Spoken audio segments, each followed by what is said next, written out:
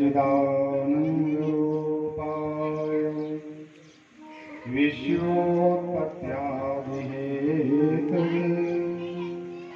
तापत्रयविनाशाय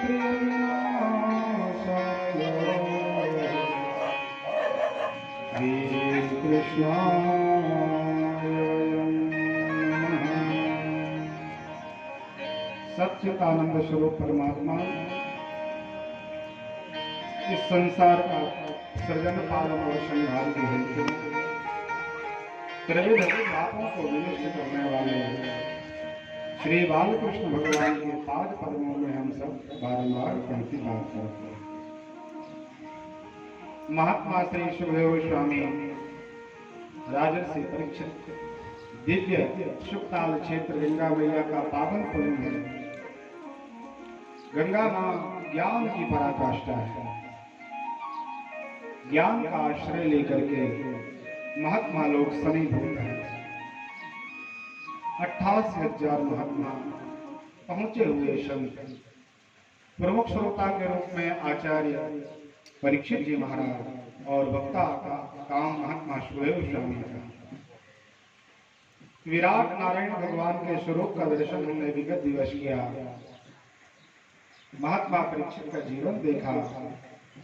शमीक बाबा के द्वारा कैसे श्राप हुआ और अंत में श्री सुखदेव स्वामी के आगमन तक की कथा का हमने विश्लेषण किया। महात्मा श्री सुखदेव स्वामी ने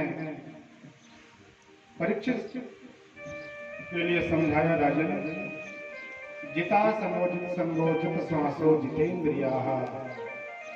इन नियमों के द्वारा यदि मेरी कथा का आप आश्रय लेंगे तो निश्चित रूप से आप मुक्त हो जाएंगे। श्री सुखदेव स्वामी ने जो कहा परीक्षित ने अक्षर से पालन किया। प्रेम में निमग्न हुए। कथा प्रवचन प्रारंभ हुआ। दिव्य भक्ति की महिमा गाई महात्मा श्री सुखदेव स्वामी ने कहा, राजन संसार का कोई भी कार्य कर लीजिए, आप कितना भी पुरुषार्थ कर लीजिए, लेकिन आपको किसी भी प्रकार से उसमें शांति की प्राप्ति नहीं होगी। भगवान प्रसन्न होने वाले हैं। आते ही श्री सुखदेव स्वामी ने पहले कथा सुनाई और फिर परमात्मा की जब याद आई तो चौथे अध्याय में मंगलाचरण किया। परमात्मा की याद में पहुंचे और श्री सुखदेव स्वामी ने परमात्मा के पाद पद्मों में प्रणाम किया। राजन को समझाया, राजन तपस्विनो दान परा यशस्विनो मनस्विनो मंत्रविदा सुमंगलाः क्षेमं न विंदन्ति विना यदर्पणम् तस्मै सुभद्र सुभसे नमो नमः। आप कितनी तपस्या कर लीजिए, कितना ज्ञान अर्जित कर लीजिए, कितना भी आप दान कर लीजिए, लेकिन योगम न विंदन्ति यदम बिना अर्पणम्। आपको शांति बिना परमात्मा के पाद पद्मों में प्रणाम किए प्राप्त नहीं होगी। बड़े अनेक दृष्टांत भगवान श्री शुकाचार्य जी ने दिए। अपने पिता और गुरु व्यास जी को प्रणाम किया कि महाराज आपकी कृपा से हमें ये अवसर प्राप्त हुआ कि हमें ये भागवत जी का प्रसाद आपसे मिला। उनको भी याद किया, व्यास जी के चरणों में प्रणाम किया। अंत में भगवान नारायण को प्रणाम किया कि प्रभु आपकी सत्ता के बिना कोई चीज सुलभ नहीं है। आपने हमारे ऊपर अनपायनी कृपा की तो हमें ये प्रसाद प्राप्त हुआ। और कथा प्रवचन में प्रवेश किए। कहा, महात्मा इस संसार में 84 लाख जीवात्माएं अनेक योनियों में भ्रमण करती है। प्रत्येक योनि केवल और केवल भोग योनि है।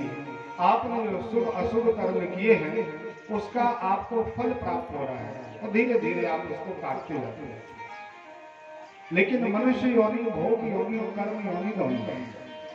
इससे नया कर्म भी निर्मित होता है और दूसरा इसमें पिछला जो प्रारब्ध है उसको भी भोगा जाता है। मनुष्य योनि बहुत देव दुर्लभ योनि है महाराज। योगेश्वर संवाद में भगवान अंतरिक्ष कहते हैं कि देखिए ये योनि, मनुष्य योनि जो है ये बड़ी दुर्लभ है और क्षण भंग है। तत्रापि दुर्लभम वंदे, दुर्लभ होने के बाद भी क्षणभंगुर है, और इसमें यदि कोई दुर्लभ वस्तु है तो वो है वैकुंठम योगी दुर्लभ। वैकुंठनाथ भगवान श्री कृष्ण के पाद पद्मों का आश्रय, वैकुंठनाथ भगवान श्री कृष्ण के नामों का श्रवण, ये परम दुर्लभ वस्तु है, ये प्राप्त नहीं होती। मनुष्य तो कई लोग बन जाते हैं। अब आपके गांव में देख लीजिए कितनी जनसंख्या होगी और बैठे कितने हैं।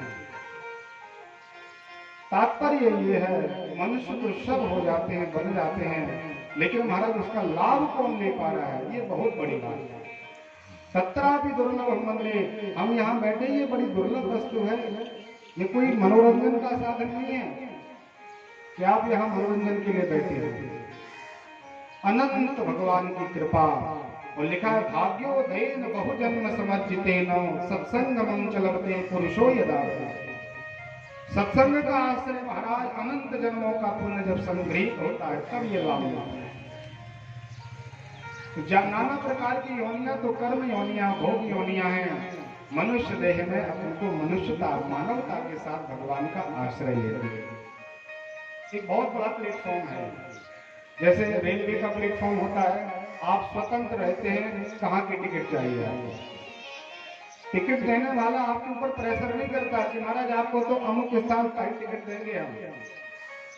आप पूर्ण स्वतंत्र हैं, आपको कहाँ जाना है।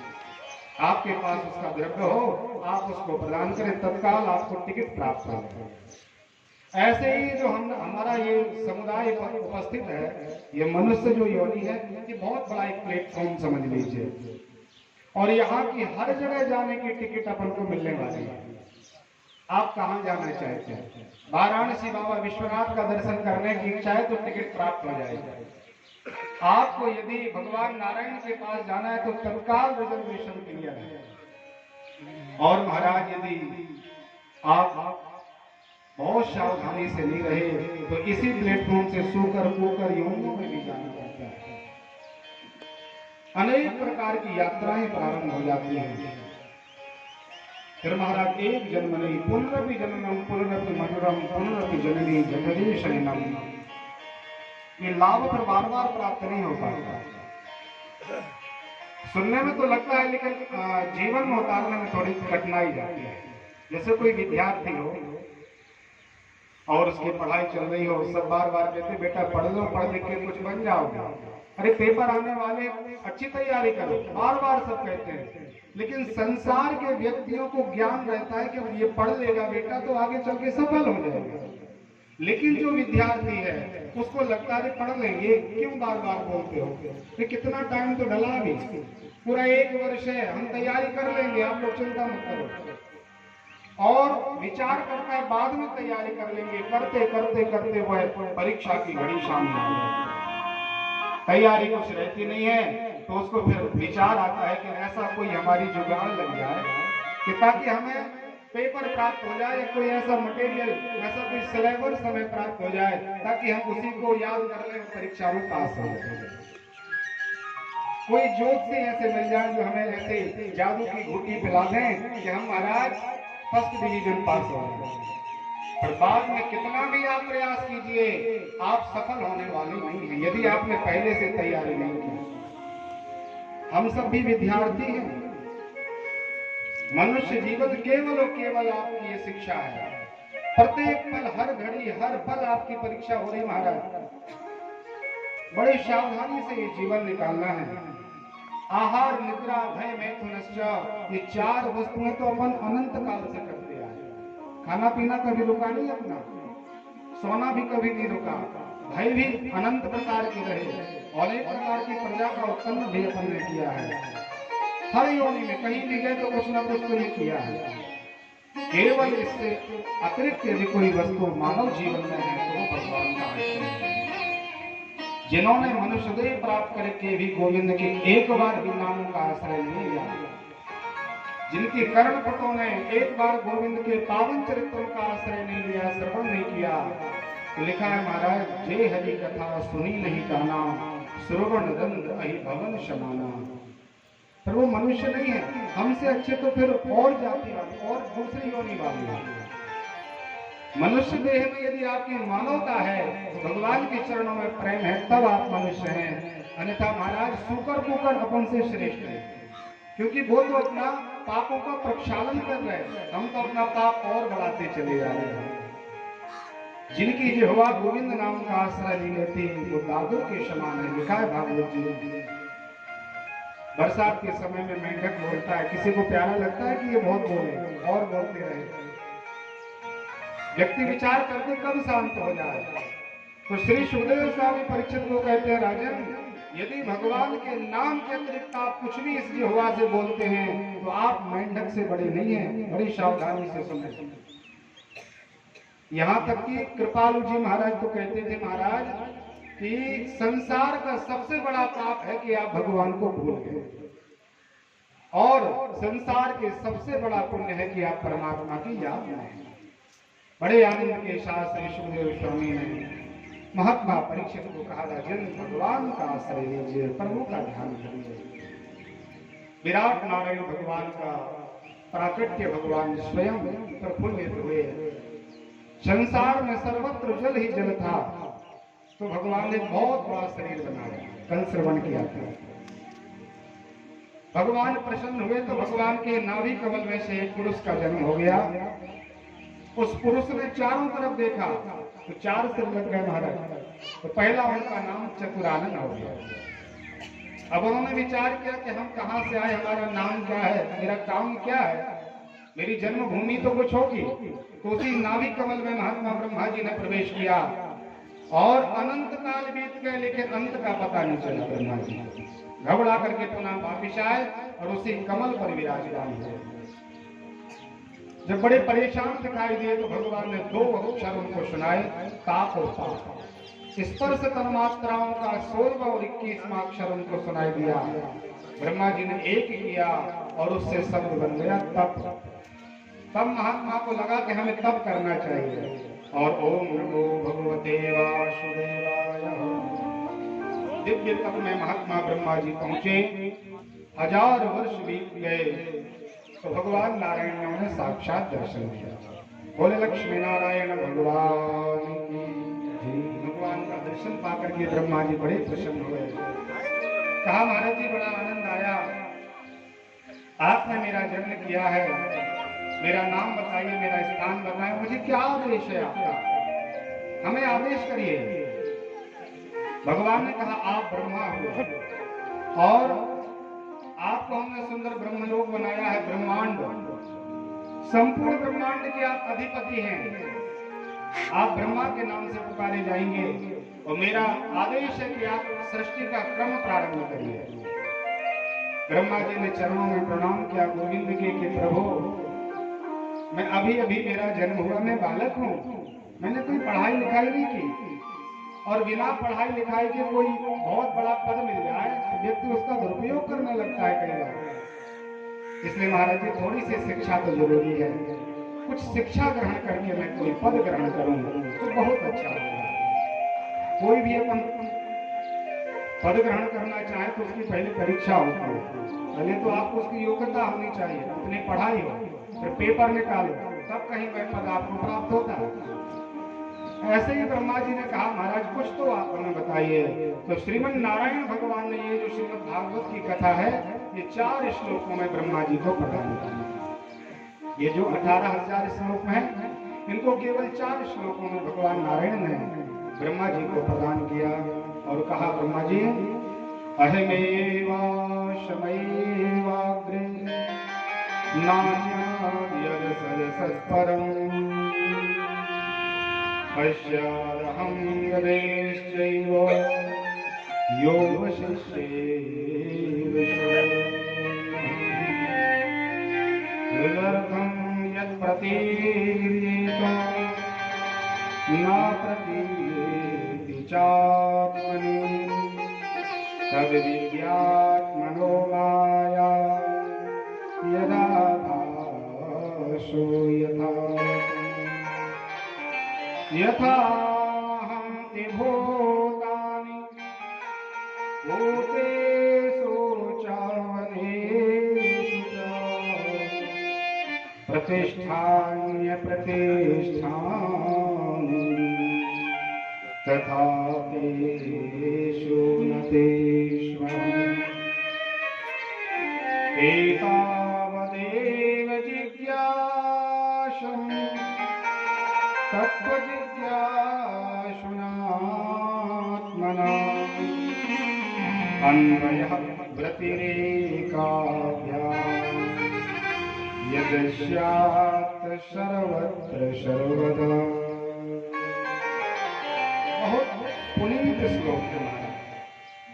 इन 4 श्लोकों को यदि आप रोज पढ़ें या सुने तो संपूर्ण भागवत के पाठ का फल प्राप्त होता है। ये ब्रह्मा जी को दिया गया। ब्रह्मा जी को 4 श्लोक प्राप्त हुए। कुछ क्षण पर इनका भावार्थ देखते हैं। क्या कहा भगवान नारायण ने? ब्रह्मा जी से कहा, महाराज अहमेवा समयवाद, जब संसार में कुछ नहीं होता है तो मैं रहता हूं, और उस संसार को बना के भी मैं उस संसार में अनंत रूपों में प्रकट होकर के वास करता हूं। और जब ये संसार नष्ट हो जाता है, पंच प्रलय में ये त्रिभुवन समाप्त हो जाता है, तब भी मैं रहता हूं। मेरा कभी अंत नहीं होता। मैं त्रिकालाबाधित सत्य हूं ब्रह्मा। मैं आदि मध्य और अंत से रहित हूं। ब्रह्मा जी को समझ में नहीं आया महाराज कैसे, तो समझाया कि देखिए, कोई भी यदि आपको क्रिया करना हो तो उसको 2 कारण होते हैं, निमित्त कारण और उपादान कारण।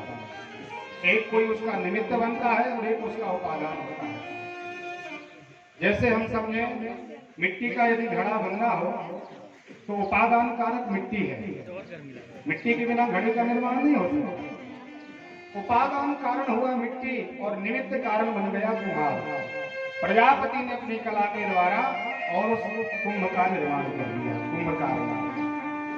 ब्रह्मा जी को भगवान नारायण कहते हैं, महाराज वहां उपादान कारक अलग है और निमित्त कारक अलग है, लेकिन इस सृष्टि में मैं स्वयं उपादान कारक हूं, तो मैं ही निमित्त कारक हूं। बहुत सावधानी से सुने। जब संसार में कोई वस्तु नहीं थी, मान लो मिट्टी ना हो और फिर घड़े का निर्माण करना हो, कैसे होगा? किसी ना किसी को तो बनना पड़ेगा। तो भगवान ने समझाया, जब संसार में कुछ भी नहीं था और मुझे बनाना था तो कैसे बना? मैं स्वयं संसार में आकर के प्रकट हो गया। इसलिए तो कहा जाता है, श्री राम मैं सब जग जानी, करहूं प्रणाम जो रेग पानी। संसार में जो कुछ है भगवान के अतिरिक्त तो कुछ भी नहीं है। और ब्रह्मा जी ये भी समझ लेना कि मैं संसार में रहते हुए भी नहीं हूँ और होते हुए भी नहीं हूँ, और नहीं होते भी उसमें प्रतिष्ठित रहते हैं। मेरा उसमें वास भी है और मेरा वास भी नहीं। ब्रह्मा जी को और आश्चर्य हुआ तो दूसरा दृष्टांत दिया स्वर्ण का। कहा, देखिए विधाता, एक सोना है धातु, आपके पास सोने की कोई वस्तु थी, आपको लगा किसका दूसरा आभूषण बना। आप सोने के पास पहुंचे और आपने कहा, महाराज सुंदर, आजकल जो नई डिजाइन चल रही है इसका सुंदर आभूषण बना। सोने ने तैयार कर दिया। सोना वो पहले भी था, आज नए आभूषण में भी सोना ही है। सोना के अतिरिक्त कुछ नहीं, उसमें रूप परिवर्तन हो गया उसका। पहले कुछ और था, अब रूप में कुछ दूसरा दिखाई दे रहा। और महाराज ये जो नया आभूषण बना है वो भी कुछ क्षण में मिट जाएगा। डिजाइन तो बदलती रहती है, रूप परिवर्तित होते रहते हैं, लेकिन सोना कभी नष्ट नहीं होता। सोना पहले था, उस आभूषण में भी है, और अंत में भी सोना ही शेष रह जाएगा। ऐसे ही परमात्मा कहते हैं, सनातन अनंत काल से मैं हूं, मुझे सोना मानिए। इसके बाद में प्रकृति में भी आभूषण के रूप में, नाना रूप में, अमित रूप प्रकटे ही काला, अनंत रूपों में मेरा अवतार हो जाता है। और जब ये पंच प्रलय समाप्त हो जाता है फिर भी मैं शेष रह जाता हूँ। ऐसे परमात्मा का मेरा जो विग्रह है, मैं ब्रह्म हूँ। भगवान ने कहा, मेरा ये रोज पाठ करना, कभी भी चूकना नहीं। 4 श्लोक रोज पाठ करोगे तो आपको अपने ब्रह्म पद का कभी अभिमान नहीं होगा कि हम इतने बड़े ब्रह्मांड के मालिक हैं। आपको लगेगा कि हम कुछ भी नहीं है। भगवान के अतिरिक्त संसार में किसी की कोई सत्ता ही नहीं। आनंद से ब्रह्मा जी 4 श्लोकों को लेकर के ब्रह्मा जी अपनी गद्दी पर बैठे। आनंद आया महाराज जी को बहुत कि देख, इतना बड़ा ब्रह्मांड और मैं राजा बन गया। प्रफुल्लित होकर के महात्मा ब्रह्मा जी ने 4 बेटों को जन्म दिया। भगवान ब्रह्मा जी प्रसन्न और 4 तत्वों के द्वारा 4 बेटों के लिए महात्मा ब्रह्मा जी जन्म देते हैं। सनकं च सनंदं च सनातन महाप्रभो सनत्कुमारं च मुनिश्रेयो जायतो ऊर्ध्वरेतसा। ब्रह्मा जी की सृष्टि में कथा सुनते जाना बड़े प्रेम से। ब्रह्मा जी की सृष्टि में सबसे पहले सनकादिक ऋषि आए। हमारा ये प्राचीन इतिहास चल रहा है, हम कहां से आए। ब्रह्मा जी ने पहले सनक, सनंदन, सनातन और सनत कुमार 4 बेटों को जन्म दिया। बेटे 5 वर्ष के लग रहे थे, दिगंबर थे, शरीर में कोई वस्त्र नहीं था। उन्होंने महात्मा ब्रह्मा जी को प्रणाम किया। ब्रह्मा जी ने चारों का नाम बता दिया, आपका ये नाम। चारों ने कहा, महाराज जी हमारा काम बताइए, आपने जन्म दिया, कोई ना कोई कारण तो रहा होगा, हमें क्या करना है। विधाता ने आदेश दिया कि आप लोग ऐसा करें, पहले अध्ययन करें, अध्ययन करके जब आप श्रेष्ठ हो जाएंगे तो बड़े बड़े नगर, महानगर, अनेक प्रकार के बड़े बड़े राजाओं का, बड़े बड़े देशों का हम आपको राज प्रदान कर देंगे, आप बहुत बड़े राजा बन जाएंगे। विवाह होगा, संतान उत्पन्न होगी, प्रजा बढ़ेगी, आपकी जय जयकार होगी। सनकादिक ऋषियों ने कहा, महाराज और कोई काम? बोले बस इतना ही काम है।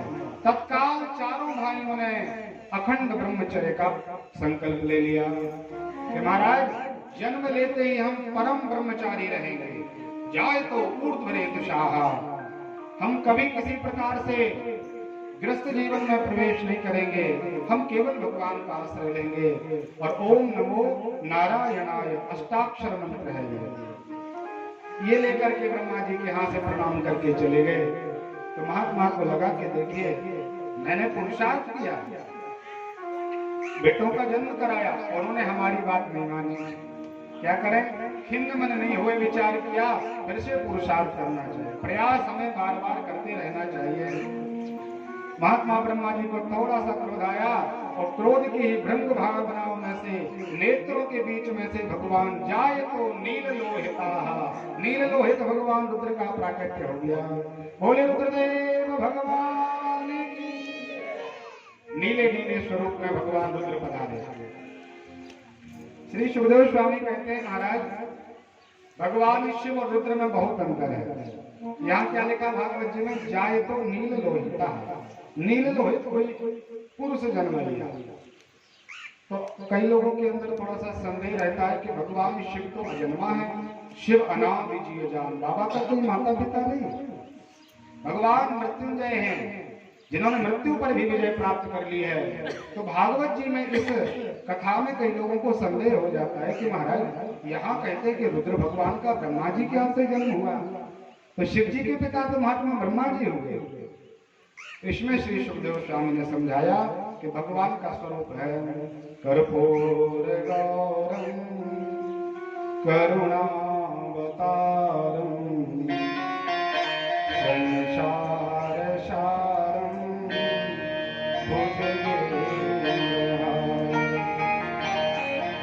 सदा वसंतम हृदया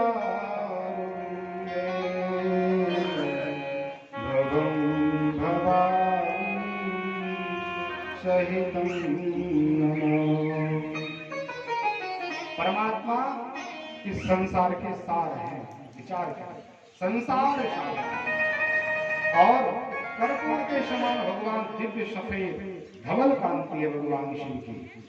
तो दोनों का स्वरूप यहाँ पर भिन्न भिन्न है। जो अभी रुद्र का अवतार हुआ है वो नील लोहित है और भगवान शंकर बाबा कपूर के समान धवल है।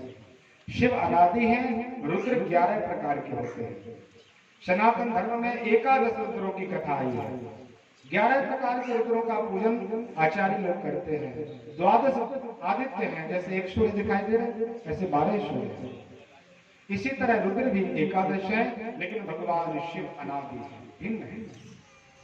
बाबा का कुछ अंश हनुमान जी महाराज में, ऐसे ही कुछ अंश रुद्र में प्रकट हुआ। दिगंबर थे भगवान, प्रणाम किया ब्रह्मा जी को कि महाराज जी बताइए मैं क्या करूं। आप कैलाश पर्वत पर निवास करिए और ऐसा करें कि हमारे ऊपर से मुझे आदेश है कि सृष्टि का क्रम प्रारंभ करना है, इसलिए प्रजा उत्पन्न करना है, आप हमारा सहयोग करिए। कहा ठीक है महाराज। आदेश लेकर के रुद्र भगवान कैलाश पर्वत पर समाहित हुए और भगवान शंकर में एक ही भूत हो गए। शिव जी ने विचार किया चलो आनंद लें ब्रह्मा जी का, इसलिए भगवान शंकर बाबा ने डाकनी साकनी भूत प्रेत पिशाच चुड़ैल आदि का निर्माण कर दिया बहुत मात्रा में, और विचार के ब्रह्मा जी को दिखा के आए कि महाराज नमूना ठीक ठाक हो, सैंपल तो आगे निर्माण कार्य प्रारंभ रहेगा। ऐसा भूत प्रेत आदि को लेकर ये बड़ी बड़ी गर्जनाएं करते चले जा रहे, भयानक आवाजों को करते हुए वह भगवान शंकर बाबा का समुदाय आया। ब्रह्मा जी ने विचार किया मैंने तो देखा नहीं है, सब मेरी सृष्टि है और मैंने बनाया, नहीं कर ये कहां से आ गए। रुद्र ने प्रणाम किया, महाराज आपके आदेश का कार्य पूरा किया है मैंने। महाराज देखिए ये मैंने सृष्टि बनाई है। ब्रह्मा जी को लगा मानव तो आया नहीं, भूत पहले से आ गया, इसलिए बाबा से कह दिया महाराज रहने दीजिए, हमें आपकी विकृत सृष्टि का आश्रय नहीं लेना। शिव जी ने विचार किया कि ठीक है महाराज, और भगवान राम का नाम लेकर के भगवान मग्न हुए। यहाँ ब्रह्मा जी को और क्रोध आया, 2 बार स्फल हो गए, तो फिर से भागवत जी की अष्टोत्तर आहुति की। ये जो 4 श्लोक मिले थे 108 बार मंत्र पढ़ते थे और हवन करते थे, तो मन कुछ शांत हुआ और ब्रह्मा जी ने 5 कर्मेंद्रियों 5 ज्ञानेंद्रियों के द्वारा 10 बेटों का जन्म कर दिया। महात्मा मरीचि, अत्रि, अगस्त, भगवान पुलस्त, पुलह, क्रतु, दक्ष, नारद, 10 बेटों का जन्म हुआ। महात्मा प्रसन्न हो गए और कहा कि इनको पहले से कोई ज्ञान नहीं देना, अभी तो इनको पढ़ाई लिखाई कराएंगे, आगे की कोई बात नहीं इनसे होगी। सात का नाम रख दिया और तत्काल प्रजापति पद दे दिया। कहा महाराज आज से ही आप लोग प्रजापति हैं, चिंता नहीं करें, पढ़ाई लिखाई करेंगे। सबका आनंद से सुंदर विद्याध्ययन प्रारंभ हुआ। ब्रह्मा जी का कमल खिल गया तो हृदय कमल से एक बेटी का जन्म ब्रह्मा जी ने किया। नाम उसका संध्या था, रूप लावण्य बड़ा मनोरम था, इसलिए ब्रह्मा जी स्वयं अपनी बेटी पर मोहित हो गए। बेटी ने विचार किया कि हमारा ये जीवन इस काम का, मेरा जन्म हुआ, जन्म लेते ही मेरे पिता के हृदय में क्षोभ उत्पन्न हो गया, मुझे शरीर त्याग देना चाहिए। दौड़ लगा दी, हिमालय की गहन गुफाओं में प्रवेश किया उस कन्या ने और भगवान शिव का नमः शिवाय मंत्र गाया। ब्रह्मा जी को शिव ने दंडित किया कि महाराज पहुंचे होंगे जो व्यक्ति जिस प्रकार का अपराध करें तो ये क्षम्य नहीं है। अज्ञानी व्यक्ति कुछ अज्ञान बस कुछ कार्य कर दे तो उसमें बहुत ज्यादा अपराध नहीं माना जाता, लेकिन जो समर्थवान है, ज्ञानी है, जिसको पता है कि इस कार्य से बड़ी हानि होने वाली है, अपमान होगा, ये अपराध है, और वो कार्य बार बार करे तो महाराज उसको दंड मिलना चाहिए। संसार में ये शिक्षा देने के लिए कि जो दंड योग है उसको दंड मिलना ही चाहिए, तो भगवान शंकर बाबा ने एक सिर बाबा ब्रह्मा जी का अलग कर दिया त्रिशूल के द्वारा। कन्या ने भगवान शिव की आराधना की, भगवान प्रसन्न हुए, कहा बेटी वरदान मांगो। 3 वरदान मांगे उस कन्या ने कि महाराज मेरा शरीर कोई स्पर्श करे तत्काल भस्मसात हो जाए, मर जाए। दूसरा मुझे वरदान दीजिए भगवान कि जन्म लेके 8 वर्ष तक तो काम का कोई प्रभाव नहीं होना चाहिए। मेरा जन्म हुआ, ब्रह्मा जी मेरे रूप को देख करके मोहित हो गए, इसलिए ब्रह्मा जी की सृष्टि में आगे चल करके अब बालक और बालिकाओं में काम का प्रवेश नहीं होना चाहिए, किशोर अवस्था तक। ये मुझे वरदान दीजिए भगवान। तो भगवान शिव ने वो वरदान प्राप्त किया। 2 वरदान प्राप्त हुए, तीसरा वरदान मांगा बेटी ने कि महाराज जी बार बार जन्म होना, बार बार मुझे मरना है, इसलिए ऐसी कृपा करना कि जहां भी मेरा विवाह हो मेरा पति ब्रह्मनिष्ठ होना चाहिए। मैं किसी लोलुप ब्राह्मण के साथ या किसी पुरुष के साथ विवाह करना नहीं चाहती। जो ब्रह्मनिष्ठ हो, ब्रह्म को जानने वाला हो, ब्रह्म को भी जो अनेक प्रकार के मार्गों का आश्रय प्रदान करता हो, ऐसा कोई पुरुष हमारा पति होना चाहिए। भगवान शिव ने तीनों वरदान प्रदान कर दिए और बाबा ने कहा बेटी तूने वरदान मांगा है कि शरीर स्पर्श करे और मर जाए, तो पता नहीं कितने लोग आएंगे और कोई अज्ञानवश आपके शरीर को स्पर्श कर लेगा, मर जाएगा। इसलिए ऐसा करो आप स्वयं इसी समय जाकर के और राजा महात्मा देवादित्य नाम के एक मुनि महात्मा यज्ञ कर रहे, उनकी यज्ञ आहुति में आप अपने शरीर का त्याग कर दीजिए। 5 भौतिक शरीर मैया ने त्याग दिया और 4 रूपों में संध्या के रूप में मैया प्रकट हो गई। प्रातः काल की संध्या, दोपहर की संध्या, शाम की और अर्धरात्रि की तुरीय संध्या, 4 भागों में मैया का तेज समाहित हो गया। प्रातः काल के नियम अलग है, दोपहर के अलग, शाम का अलग और अर्धरात्रि का अलग नियम है। चारों की व्यवस्था है और वही संध्या महात्मा के यज्ञ से अरुंधति के रूप में प्रकट हो गई। बोले अरुंधति मैया की। आगे चल करके उनका विवाह महात्मा वशिष्ठ के साथ, जो राघवेंद्र सरकार के 40 पीढ़ियों के पुरोहित हैं। कथा आगे आई, बड़े प्रेम से महात्मा ब्रह्मा जी अब आनंदित हैं कि देखिए काम बढ़ता चला जा रहा है। निमग्न है तो ब्रह्मा जी की छाया से महात्मा करदम का जन्म हुआ। करदम बाबा ने भगवान ब्रह्मा को प्रणाम किया, सुंदर तप करने के लिए निकले, बिरजा नाम की नदी और सुंदर पवित्र आश्रम में प्रभु का स्मरण करने लगे। यहाँ ब्रह्मा जी को लगा कि अब हमें मानुषीय सृष्टि को बंद करके यौनिजा सृष्टि का निर्माण करना चाहिए।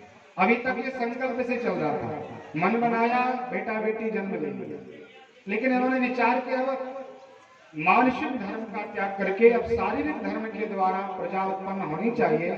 इसलिए ब्रह्मा जी ने दक्षिण भाग से एक पुरुष का जन्म दिया और वाम भाग से एक बेटी का जन्म दिया। दोनों का नाम स्वयं मनु महाराज शतरूपा हुआ, आदि मनु मानव। हम मानव क्यों कहलाते हैं? हम मनु की संतान हैं, वहां से अपना ये प्राकट्य हुआ है सांसारिक धर्म के कारण। तो मनु की संतान होने के कारण हमें मानव कहा जाता है। मनु महाराज ने कहा महाराज जी आदेश करें कहाँ जाएं, क्या करना है? ब्रह्मा जी ने कहा दोनों पति पत्नी के रूप में रहें और शारीरिक धर्म के द्वारा आप प्रजा का उत्पन्न कार्य करें। कहा ठीक है महाराज। प्रजा उत्पन्न करने के लिए पहुंचे कि हम कहीं पर अपना आश्रम बनाएंगे, राजधानी बनाएंगे। तो देखा महाराज संसार में पृथ्वी ही गायब है, पृथ्वी को कहीं पर दिखाई नहीं दिया पृथ्वी। तो महात्मा स्वयंभू मनु महाराज ने ब्रह्मा जी के चरणों में प्रणिपात किया कि ब्रह्मा जी महाराज ये बताइए हम कहाँ पर राजधानी बना लें, संसार में पृथ्वी नहीं है। अरे ब्रह्मा को याद आ गया कि हाँ हिरण्याक्ष के द्वारा पृथ्वी का तो लोप किया गया। इस कथा को सुनकर के श्री सुखदेव स्वामी परीक्षित को कथा सुना रहे थे, तो परीक्षित जी ने बीच में प्रश्न कर लिया गुरु जी महाराज आपने पृथ्वी के लोप का कारण तो बताया नहीं, अभी तक आपने वो कथा सुनाई है इसमें कोई हिरण्याक्ष की कथा का आपने दर्शन नहीं कराया। तब समझाया कि एक बार क्या हुआ, जो महात्मा मरीचि हैं, मरीचि के बेटे का नाम महात्मा कश्यप है। कश्यप के अनंत रानियां हैं, कई विवाह महात्मा कश्यप के हुए और संसार में जो भी यहाँ पर प्राणी है वो कश्यप की ही संतान है। आचार्य लोग जब कोई संकल्प दिलाते हैं तो कहते हैं महाराज आपका नाम बताइए, गोत्र बताइए क्या है। तो कई लोग कहते हैं महाराज हमें गोत्र का तो नहीं पता कि हमारा गोत्र क्या है। तो पंडित जी लोग कहते हैं आप कश्यप गोत्र बोलिए। यदि आपको किसी गोत्र का पता ना हो तो आप कश्यप गोत्र का आश्रय ले सकते हैं। ऐसे महात्मा कश्यप, उनकी एक पत्नी अदिति है जिनसे सभी देवताओं का जन्म हुआ है। एक दिति माँ है जिनसे दैत्यों का जन्म हुआ। एक कद्रु विनीता है, कद्रु से सर्पों का, विनीता से गरुड़ और अरुण का जन्म हुआ। गरुड़ जी महाराज भगवान नारायण का वाहन बने और अरुण जो छोटे उनके बेटे हैं वो आज भी सूर्य भगवान का रथ आते हैं, सारथी बने हुए। उन्हीं के 2 बेटे हुए जटायु और संपाति, रामायण में कथा आप लोगों ने सुनी होगी। वही उनके दोनों बेटे परमात्मा की कृपा से मुक्त हुए थे। बड़ी लंबी कथा है। आनंद से कश्यप महाराज ग्रस्त जीवन में प्रवेश किए, दानव दैत्य आदि का निर्माण करने लगे। तो एक बार माँ दिति ने उनके चरणों में प्रणिपात किया। संध्या बंदन करने थे, माला हाथ में, शाम का समय था, प्रदोष दिन। दिति मैया ने आकर के महात्मा कश्यप के चरणों में प्रणिपात किया और महाराज हम आपकी पत्नी हैं, आप हमें रतिदान प्रदान करें। आप जैसे पुरुष को प्राप्त करके मैं धन्य हो गई। अनंत महात्मा की स्तुति गाई, बहुत प्रसन्न किया। तो कश्यप जी ने कहा कि देखो, हम आपके पति हैं, हमारा परम धर्म है कि आपकी इच्छा की पूर्ति करना। लेकिन ये जो बेला बह रही है, ये भगवान रुद्र की बेला है, भगवान शिव का ये समय है प्रदोष का। प्रदोष के समय हमें रुद्र जी का अवश्य पूजन करना चाहिए। प्रातः काल दोपहर में पूजन करें न करें, लेकिन बाबा का आश्रय शाम को अवश्य लें। ओम नमः शिवाय। एक दीपक भगवान शिव के पास रख दिया, उनके चरणों में प्रणाम कर दिया, भगवान की पूजा हो गई। कहा कि देखिए, इस समय भगवान का पूजन होना चाहिए। इस समय भोजन, शयन और मैथुन का आश्रय नितांत बना है, बिल्कुल भी इस समय आदेश नहीं है। बार बार कहा तो मैया के काम को पूरा करने के लिए बिना मन के ही महात्मा कश्यप जी ने रतिदान प्रदान कर दिया। और मैया देवी गर्भवती हुई, 2 बेटे उनके गर्भ में आए। गर्भधारण हुआ और संसार में अकाल सा मचने लगा, दुर्भिक्ष होने लगा। और लिखा है महाराज, स्वान और अनेक प्रकार के खर ऐसी भयानक आवाजों के द्वारा भयाक्रांत संसार को करने लगे कि संत लोग तो बड़े परेशान हो गए। और जो खर हैं वो अपने पैरों से ऐसे गड्ढे बनाते थे जैसे 7 समुद्र। भागवत जी में लिखा, बड़ा उत्पात सा होने लगा।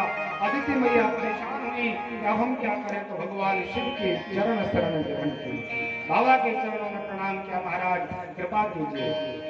शिव जी ने कहा, चिंता न करो, जन्म तो बालक लेंगे, लेकिन हम ऐसी व्यवस्था बना दे रहे हैं, दोनों बेटों के लिए नारायण भगवान अलग अलग अवतार लेकर के दोनों को मुक्त कर देंगे। बाबा का आदेश मान करके मैया प्रसन्न हुई और बहुत लंबा समय व्यतीत होकर के मां ने दोनों बेटों को जन्म दिया, हिरण्याक्ष और हिरण्यकश्यप को दोनों। हिरण्याक्ष ने संसार में दिग्विजय की, देवताओं को परास्त कर दिया। पता चला कि महाराज देवता छुपे हैं, फिर भी उनको पुष्टता प्राप्त हो गई है, फिर भी वो भोजन पा रहे हैं, कहां से मिल रहा है। तो कहा, महाराज जी उनको पंडित जी लोग खिलाते हैं, ब्राह्मण मंत्र गाते हैं, मंत्रों के द्वारा आहुतियां देते हैं तो देवता प्रसन्न होते हैं।